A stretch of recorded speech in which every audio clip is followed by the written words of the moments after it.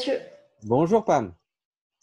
en fait, j'avais une question à vous poser. Est-ce que un acquéreur ou un vendeur peut refuser de signer le compromis? Oui, très bonne question. Alors, sur le principe, le vendeur, une fois il s'est engagé sur un engagement, il ne pourrait pas se rétracter. Mais dans les faits, c'est très difficile à prouver la date. Il faut envoyer un recommandé. Donc, en fait, un vendeur est engagé vraiment que quand il a signé un compromis de vente.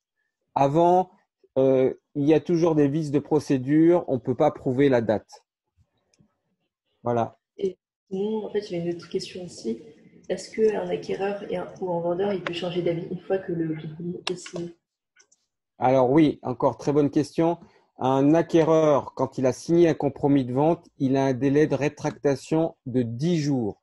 Donc, les 10 jours passent, après, il ne peut plus se rétracter.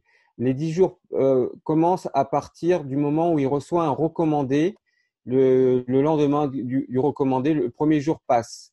Alors, le samedi, le dimanche, les jours fériés ne sont pas des jours ouvrables. Ils ne sont pas comptabilisés. Par contre, un vendeur, lui, une fois qu'il a signé le compromis de vente, il n'a aucune journée de rétractation. Il est engagé. Il a, euh, il ne peut pas revenir sur sa parole. Elle est écrite et il ne peut pas vendre à un autre acquéreur. D'accord. Et si jamais il y a plusieurs, parce que lors d'un héritage, du coup, il y a plusieurs propriétaires souvent, est-ce qu'il y en a qui peuvent refuser de signer justement? Ah oui, alors effectivement, dans les successions, souvent il y a des ayants droit. Ils sont deux, trois frères, une sœur, donc ils sont plusieurs vendeurs. Même un couple ils sont plusieurs couples. On appelle ça des indivisaires.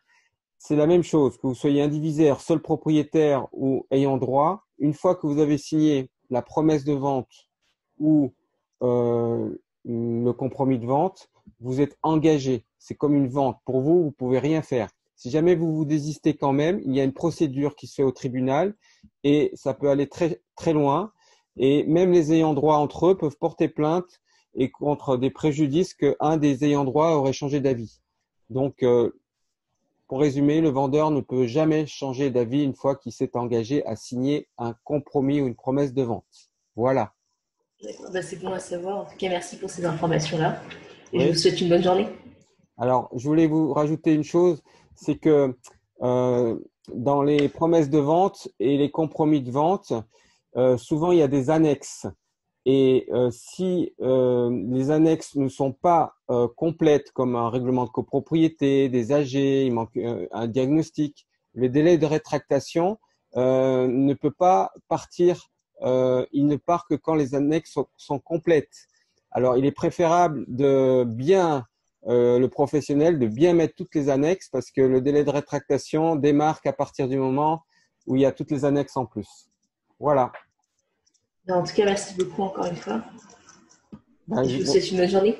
merci beaucoup et très bonne journée. Et puis peut-être à une prochaine fois, j'espère. Voilà. Oui. Au revoir. Merci. Au revoir.